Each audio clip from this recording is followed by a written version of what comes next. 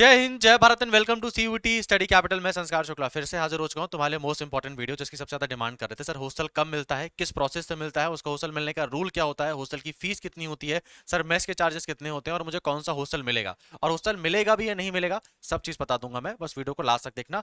One stop solution video, इसका तुमको यहाँ परेशान होने की जरूरत नहीं पड़ेगी, ठीक है। तो देख लेते हैं सबसे पहले। अच्छा, कोई मैं मनगढ़ंत बातें नहीं कर रहा हूँ, तुमको हॉस्टल मैनुअल से बता रहा हूँ, ठीक है। बीएचओ के हॉस्टल मैनुअल है, चाहो तो देख सकते हो। ये रहा hostel manual, Banaras Hindu university, click करना।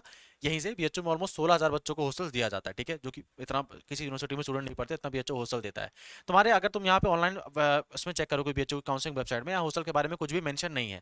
अब हॉस्टल उन्हीं लोगों को मिलता है जिन्होंने काउंसलिंग में, जब आपसे भराया गया था बीएचओ का फॉर्म, तो आपने डू यू वांट अकोमोडेशन को यस करा था, तभी आप हॉस्टल के लिए एलिजिबल हो, ठीक है।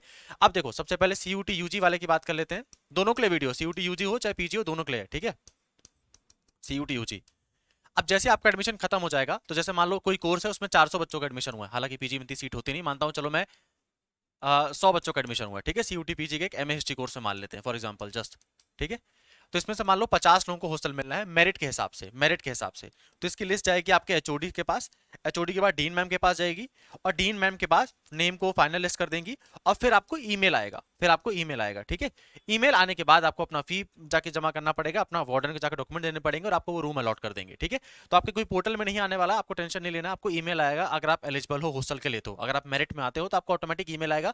फैकल्टी ऑफ एग्रीकल्चर से ईमेल जाना भी शुरू हो गया सीयूटी पीजी वालों का, और थोड़ा लेट हो सकता है, कुछ कुछ जैसे फैकल्टी ऑफ आर्ट्स का थोड़ा बहुत लेट हो सकती है चीजें, बट आपको ईमेल जाएगा आपके हॉस्टल एलोकेशन से रिलेटेड। या तो तुम अपने डीन मैम या फैकल्टी या एचओडी के पास जाके पता भी कर सकते हो कि सर हमारा हॉस्टल लिस्ट कब अलॉट होगा, क्योंकि जिन भी हॉस्टल बच्चों को हॉस्टल अलॉट होता है उनके वहां पे नाम भी बताए जाते हैं, ठीक है। तो आपको ईमेल आएगा।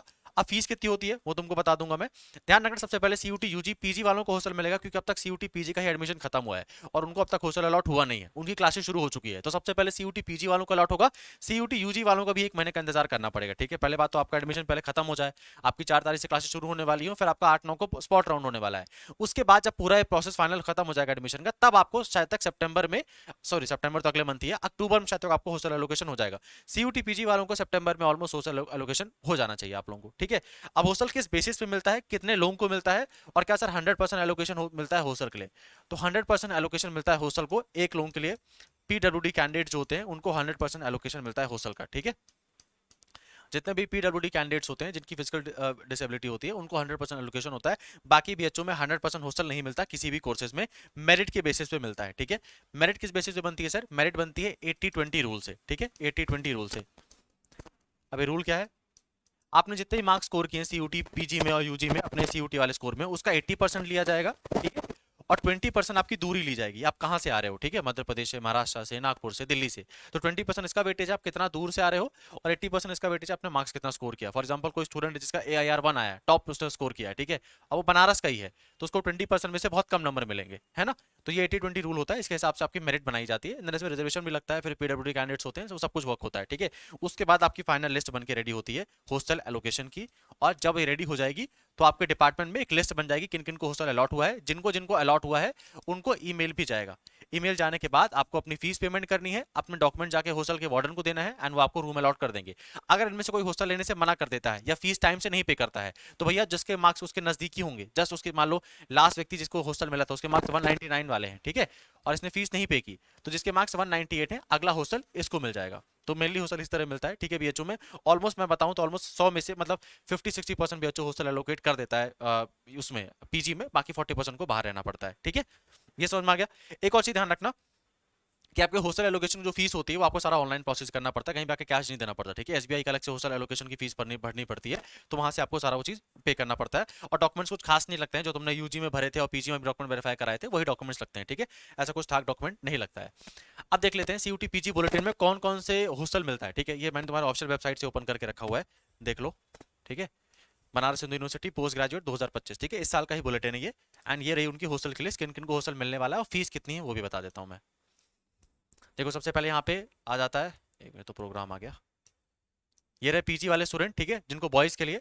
तो एग्रीकल्चर डिपार्टमेंट को जो होता है वो एस राधाकृष्णन हॉस्टल और बाल गंगाधर तिलक मिलता है, ठीक है। आर्ट्स फैकल्टी को आपको ऑलमोस्ट बिरला ए, बिरला बी, बिरला सी हॉस्टल एलोकेट होता है, ठीक है, और ये उसकी इतनी फीस होती है। एक मिनट, यूजी वाला बुलेटिन मेरे ख्याल से पीजी नहीं है ये, post graduate, sorry post graduate है, ठीक है, हाँ पीजी वाला ही है। तो आर्ट्स वालों के 3 हॉस्टल अलॉट होते हैं, ठीक है, जो आर्ट्स फैकल्टी में, जिन्होंने भी आर्ट्स में एमए हिंदी एमए जितना भी इसमें कोर्स में एडमिशन लेकर रखा हुआ, आपको 3 हॉस्टल अलॉट होंगे, ठीक है। ये रहे, बिरला है, बिरला बी, बिरला सी और लाल बहादुर शास्त्री, ठीक है। फिर कॉमर्स वाले को गुरुतु हॉस्टल मिलता है, ठीक है, एबी हॉस्टल और आरपी हॉस्टल एजुकेशन बीएड वालों को मिलता है जो कि कामाक्षा में हो, ठीक है। फिर आपके आईएमएस होता है मतलब इंडियन मेडिकल साइंस, ये एमबीबीएस वालों को मिलता है, ठीक है। फिर लॉ वालों को चाणक्य, भगवानपुर और भगवान दास और डॉक्टर अम्बेडकर हॉस्टल मिलता है।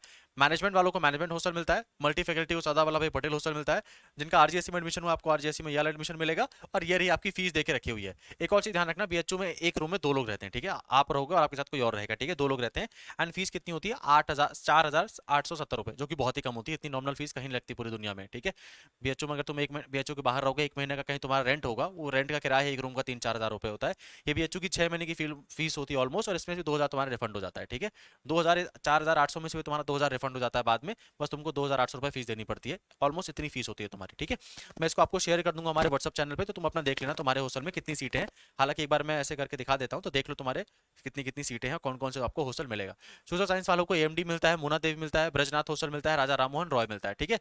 रुपया हॉस्टल मिलता है संस्कृत ब्लॉक को, राम किन्नर हॉस्टल मिलता है विजुअल आर्ट्स को। फिर रानी लक्ष्मी हॉस्टल मिलता है, ये गर्ल्स के लिए, ठीक है, सारे हॉस्टल गर्ल्स के लिए हैं। तो एग्रीकल्चर वालों को ये, आर्ट्स वालों को ये, एमएमई वाले में ये वाले हॉस्टल हैं, ठीक है, आरजीएससी में ये वाले हॉस्टल्स हैं। सोशल साइंस में गर्ल्स वालों को quarter number 1 B1 girls hostel मिलता है, ठीक है। फिर त्रिवेणी है, और ये बाकी इंटरनेशनल हॉस्टल है। यूजी की बात कर लेते हैं, सेम एग्जैक्टली ये जिन्होंने सीयूटी यूजी में एडमिशन लेकर रखा है, बीए बीएससी बीकॉम जिसमें भी लेकर रखा है आप लोगों ने, ठीक है। एग्रीकल्चर वालों को एक्जैक्टली सेम, बाल गंगाधर तिलक और एस राधा कृष्णा। आर्ट्स वालों को भी एकदम डिट्टो सेम है, बिरला एबीसी, ठीक है। फिर लाल बहादुर शास्त्री, वही सेम हॉस्टल से आप लोगों के, अपनी लिस्ट देख लो, और फीस तुम्हारी भी सेम है, 2,000 तुम्हारी रिफंडेबल हो जाती है। हॉस्टल में आप लोगों को सारी फैसिलिटी मिलती है, ठीक है, मतलब जितनी फैसिलिटी होती है, वाटर कूलर लगा होता है, आप 2 रूम के साथ मतलब रहते हैं। हॉस्टल में तुम्हारे मेस होता है और कैंटीन होती है, ठीक है, हॉस्टल में ही आपके मेस होता है और कैंटीन होती है। एक बात ध्यान रख लेना, ये जो अपन 4,000 फीस भरेंगे ना, 4,800, ठीक है, ये हमारी हॉस्टल की फीस है 4,800, जो कि 6 महीने की होती है, जैसा तक साल भर की होती है मुझे एक्जैक्टली नहीं मालूम, पर जहां तक है 6 महीने की होती है फीस, ठीक है। मेस आपके हॉस्टल में, हर हॉस्टल में रहता है, ठीक है। आपके पास इसमें 2 ऑप्शन है। आपका 1 टाइम का मील का मतलब एक बार का खाना खाने का 50 रुपए लगता है, ठीक है, 50 रुपए लगता है। तो आप 2 टाइम का खाना खाओगे, सुबह और शाम का। नाश्ता भी मिलता है और साथ में शाम के स्नैक्स भी मिलते हैं, चाय वाय भी मिलती है, ठीक है। तो 1 टाइम का मिल के 50 रुपए लगता है। तो तुम चाहो तो महीने भर का 3,500 रुपए या 3,000 रुपए इकट्ठा दे दो, या तो तुमको जब तुमने खाना खाया तब पे करना है, तब पे कर सकते हो, ठीक है। जैसे मैंने आज दोपहर को खाना खाया, मैंने 50 रुपए पे किए, रात को नहीं खाया तो कोई दिक्कत नहीं है। अगर मान लो जिन्होंने पूरे महीने का भर दिया है, ठीक है, 3,000 रुपए भर दिए हैं, ठीक है, तो आपको क्या करना है, आप जब खाना खाओगे तो रजिस्टर में टिक लगा के आ जाओगे, जब ना खाना नहीं खाओगे तो रजिस्टर में टिक नहीं लगाओगे, तो तुम्हारा पैसा नुकसान नहीं जाएगा। प्लस कैंटीन भी होती है, तो कभी खाना खाने का मन नहीं है तो मैगी समोसा ये सब तुमको कैंटीन में मिलता रहेगा, ठीक है। हॉस्टल में खाना बहुत अच्छा मिलता है, ऐसा जो लोगों ने फैला के रखा है हॉस्टल में खाना बुरा मिलता है, मुझे कहीं और का तो नहीं पता, बट बीएचयू में बहुत अच्छा और बढ़िया खाना मिलता है, ठीक है। मतलब आपको हर तरह के खाना खाने को मिलेगा।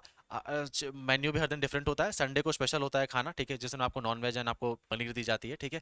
ट्यूसडे को आपको छोला भटूरे, मतलब खाना तुमको बढ़िया मिलेगा, खाने में तुमको कभी कोई दिक्कत आएगी नहीं।